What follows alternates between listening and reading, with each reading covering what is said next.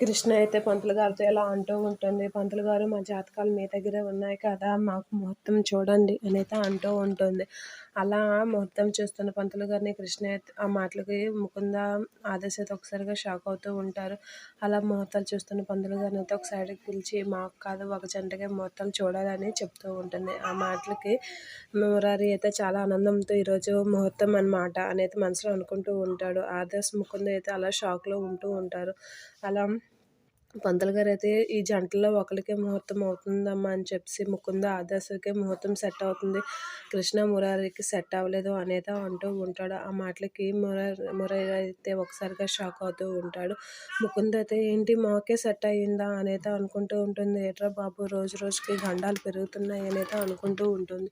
అలా ఆదర్శ్ అయితే ఆనందంతో అమ్మయ్య ఈరోజు మొత్తం సెట్ అయ్యిందా అనేది అనుకుంటూ ఉంటాడు.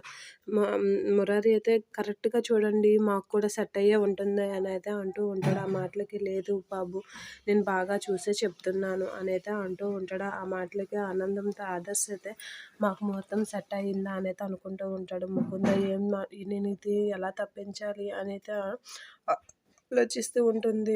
అలా ఆలోచిస్తూ ఏంటి ముకుంద ఆలోచిస్తున్నావు అంటే, ఏం లేదు అనైతే అనుకోని మనసులో ఏటో నా బాధ అనైతే అనుకుంటూ ఉంటుంది.